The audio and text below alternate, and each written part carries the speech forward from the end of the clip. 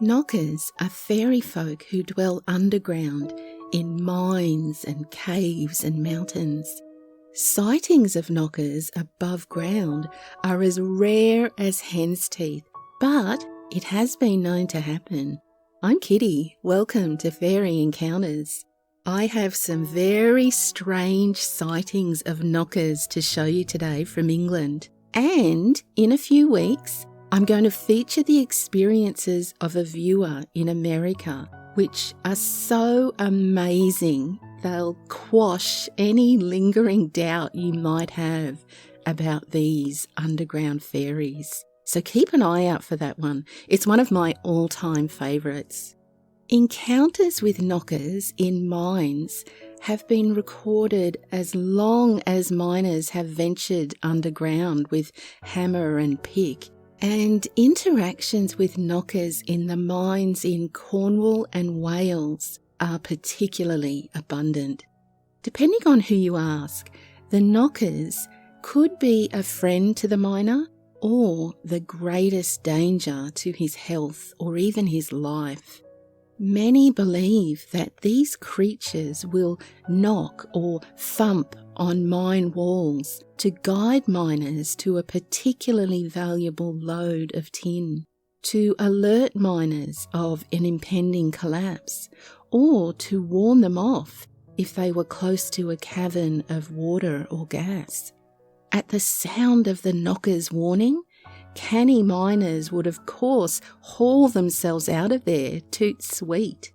Others, though, see the knockers as a malevolent presence, believing that their knocking or thumping is an attempt to destroy the wooden supports and mine walls and thereby kill trapped miners.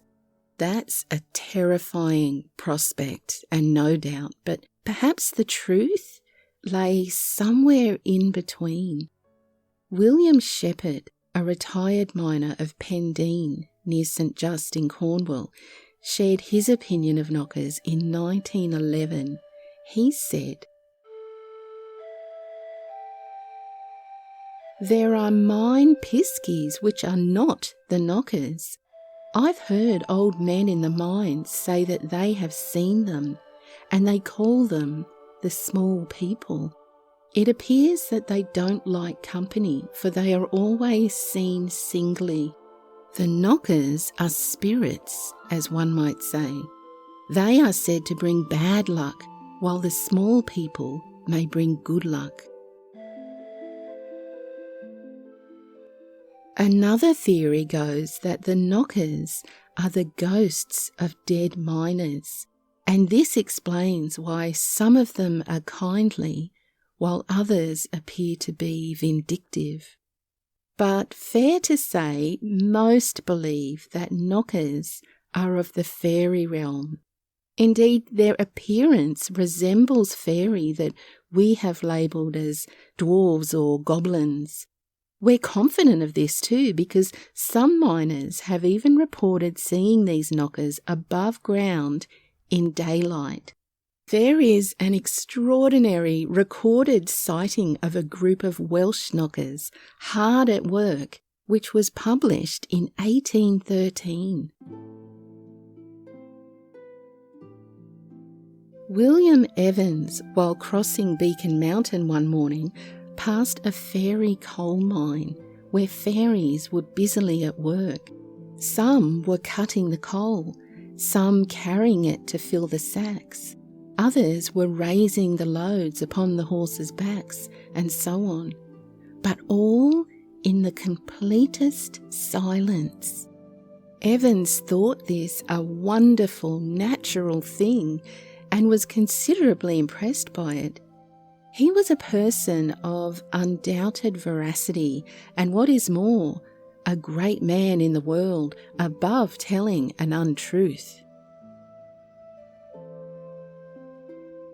Going down into those mines was a risky profession. Many, if not most, who did this would probably have preferred to stay above ground to make their living and put food on the table and a roof over their head, but needs must. So If it were me going down into those mines on a shaft or a trolley and a prayer, I would want to know what, if anything, I could do to keep the knockers on side, to be in their good graces, if you like. Well, fortunately, as it happens, there were a few things miners could do to keep the knockers sweet, or at least benign. If you're enjoying my video, please take a moment to hit that like button. It puts a big smile on my face and tells YouTube that you like this kind of content, which is good news for creators like me. Cheers, thanks so much. There was a Mr. Madden who was an architect and was knowledgeable in Cornish folklore, and he shared this well-known tip. Pixies were often supposed to be the souls of the prehistoric dwellers of this country. Miner pixies, called knockers, would accept a portion of a miner's crust or lunch on good faith, and by knocking, lead him to a rich mother lode, or warn him by knocking if there was danger ahead or a cavern full of water.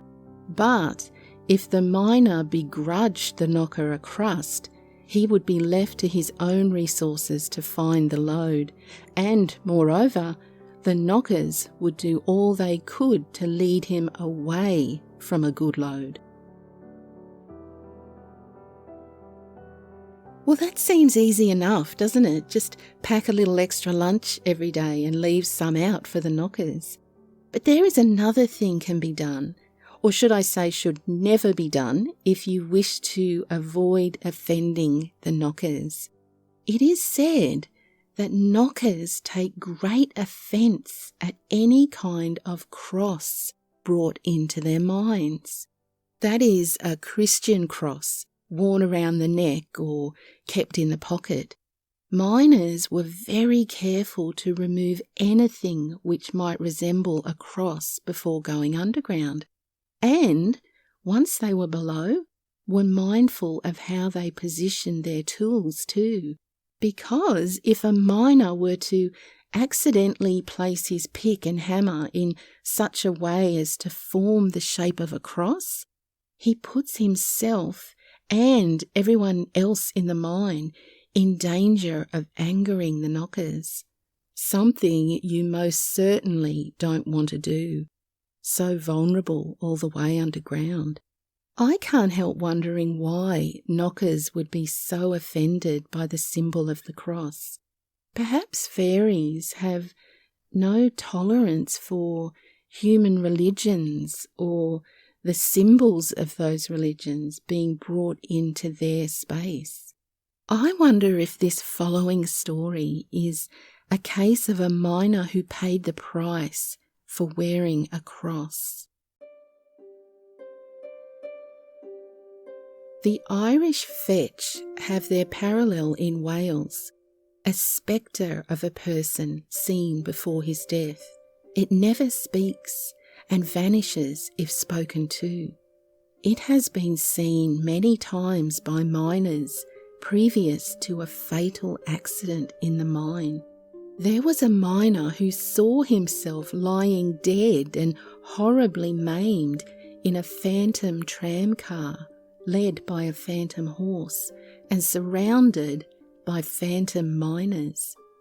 As he watched this dreadful group of spectres, they passed on, looking neither to the right nor the left, and just faded away.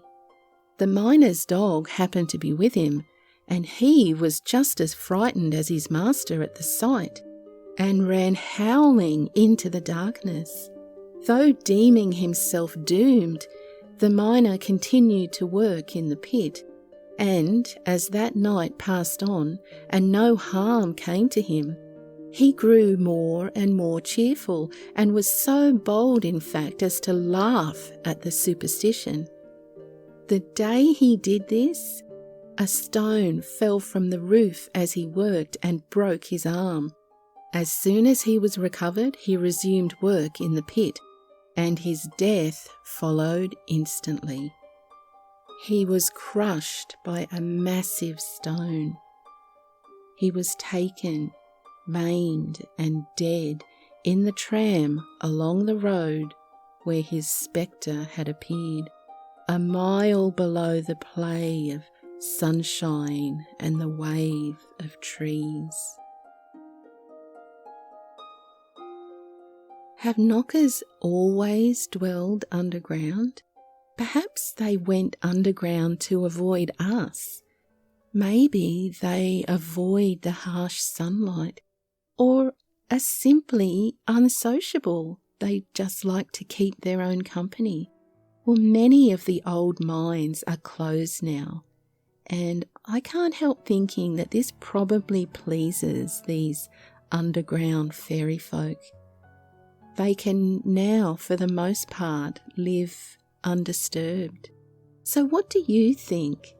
Are knockers fairy, or are they the benevolent spirits or malevolent ghosts of dead miners?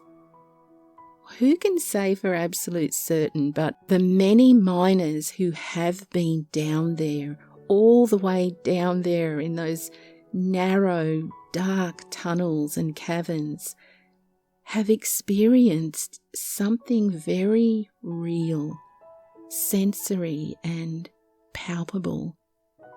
Those brave souls fear and respect the knockers, and that's good enough for me.